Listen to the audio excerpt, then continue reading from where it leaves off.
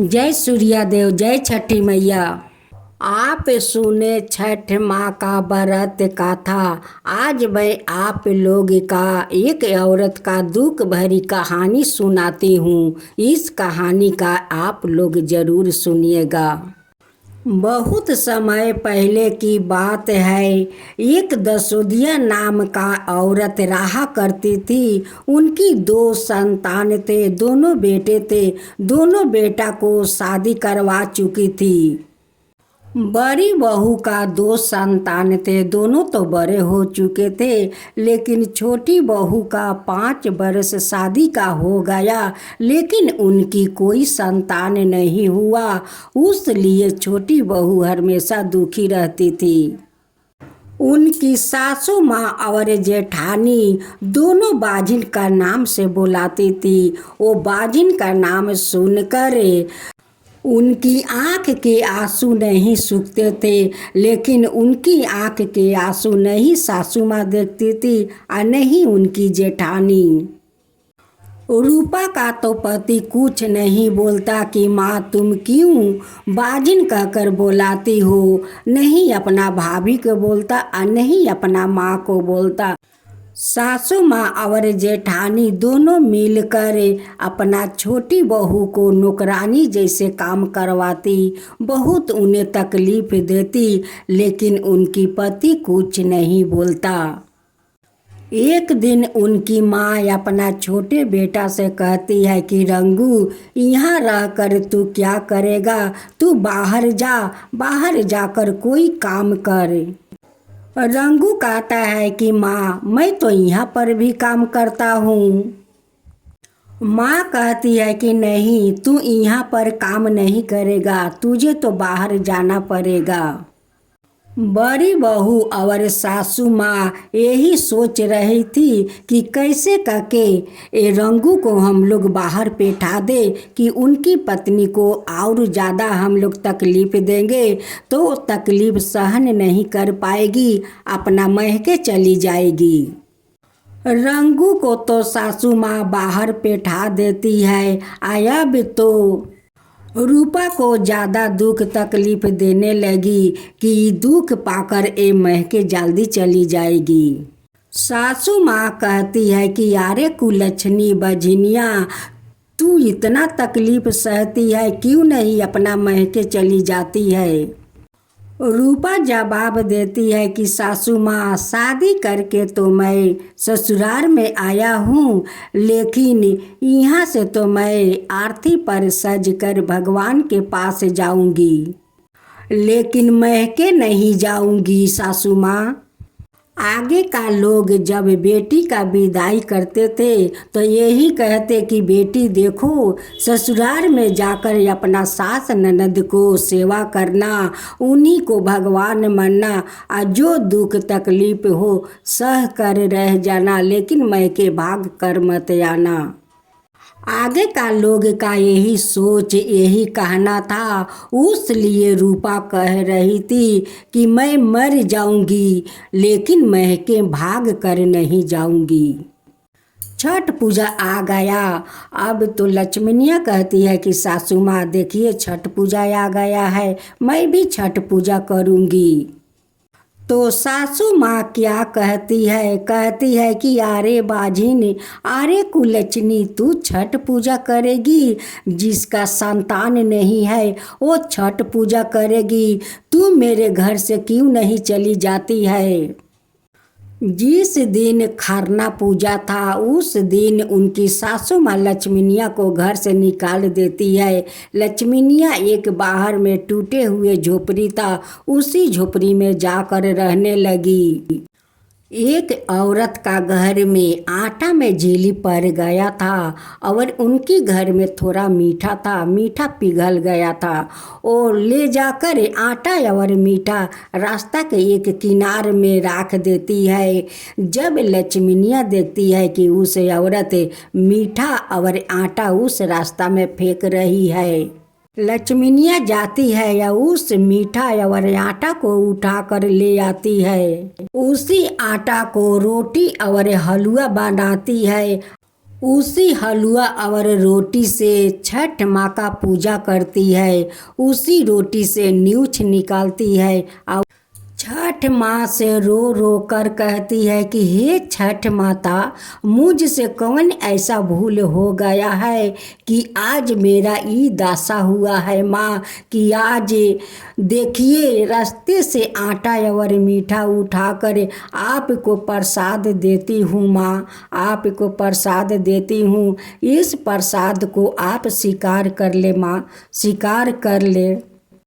षष्ठी का दिन सब लोग घाट पर जाते हैं। लक्ष्मीनिया भी घाट पर जाती है। शाम को पहर एक औरत से एक फूल और एक पान मांगती है और वो ही लेकर वो जल में खड़ा हो जाती है और कहती है कि हे माँ गंगा, मेरा दुख समझिए, मेरा दुख बुझिए, मेरा बाजिन का नाम दूर कीजिए।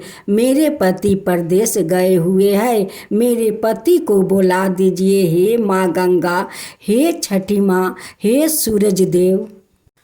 सबिन का गुहार लगाती है और आँख से झर झर आंसू बहाती है। जब लक्ष्मीनिया सुबह के पहर गंगा में खड़ी हुए, वो रो रही थी, थर थर काँप रही थी। तभी उनकी पति वहाँ पर आ जाते हैं। जब रघु अपना पत्नी को उस हालत में देखा तो रघु को माया आ गया उस पर।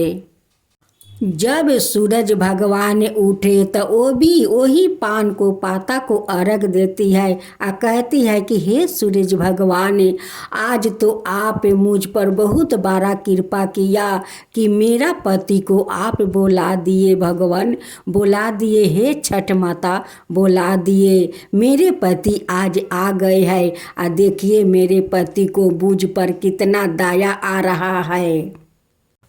ये तो आपका चमत्कार है सूरज देव, आपका चमत्कार है। हे माँ छठी, आपका चमत्कार है कि मेरे पति आ गया। आज मेरे पति मेरा दुख तकलीफ समझ रहा है। हे छठी माता, जब पूजा समाप्त हो गया, लक्ष्मीनिया का पति लक्ष्मीनिया को लेकर घर जाते हैं। उनकी पति अपना हाथ से भोजन बनाकर लक्ष्मीनिया को उपास तुरते हैं। लक्ष्मीनिया माँ बन जाती है। कुछ दिन का बाद लक्ष्मीनिया खूब सुंदर एक बेटा को जन्म देती है। अब तो उनकी पति अपना पत्नी से बहुत प्यार करने लगे। अब तो सासू माँ कहती है कि लक्ष्मीनिया तो खूब सुंदर बेटा को जन्म दी, ये छठी माई का कृपा है, उन्हीं का प्रसाद है। जब अगले साल फिर छठ माँ आई तो लक्ष्मीनिया धाम धूम से छठी माँ का व्रत करती है। लक्ष्मीनिया का पति का खुशी का ठिकाना नहीं है। वो कांच बांस करता है, बहंगी बनाता है, पीला धोती पहनता है, पीला पगड़ी बांधता है और कान्हे पर बहंगी लेकर वो घाट जाता है। रास्ते में एक मुसाफिर पूछता है कि इस बहंगी को कहाँ आप लोग लेकर जा रहे हैं। रंगू का पत्नी उस मुसाफिर को क्या कहती है, ये आप लोग सुने। का चाही बस के बहंगिया, बहंगी लचकत जस, बहंगी लचकत जस। बाटा जे पूछला बटोहिया, बटोहिया दौरा के करा के जस, दौरा के करा के जस। तू तयान रहुए रे बटोहिया, दौरा छठी माई के जस, दौरा छठी माई के जस। तू तयान रहुए रे बटोहिया, ई बहंगी छठी मैया के जस, ई बहंगी छठी मैया के जस। दाऊ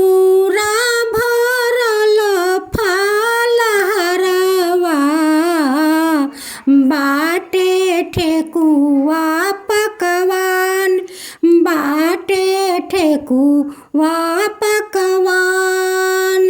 ई बहंगी जाला छठी के घाटवा, लागल बा छठी माई के बारात, लागल बाटे छठी माई के बारात। तू तयाना रहवे रे बटोहिया, दौरा छठी माई के जास, दौरा छठी माई के जास। दौरा में भरल फाल हरावा, बाटे ठेकुआ पकवान, बाटे ठेकुआ पकवान। बहंगी जे जाला छठी के घाटवा, लागल बा छठी माई के बारात, लागल बाटे छठी माई के बारात। रंगू का परिवार बहुत खुश थे, बहुत खुश थे।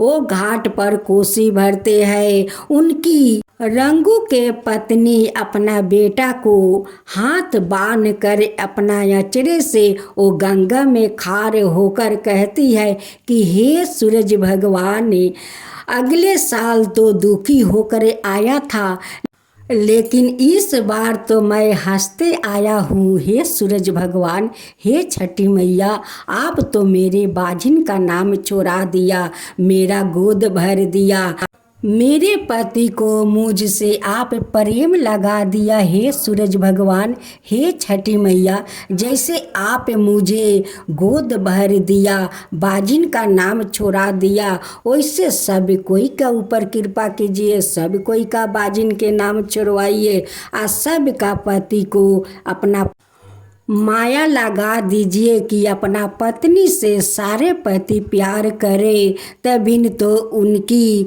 मनोकामना पूरा होगा। जो आपका कथा कहे, जो सुने, जो होकर भरे, उन सब का ऊपर कृपा कीजिए। हे छठी माँ, सब के ऊपर कृपा कीजिए। हे सूरज भगवान, सब का ऊपर कृपा कीजिए। जय छठी मैया, जय छठी मैया, जय सूरज भगवान, जय सूरज भगवान।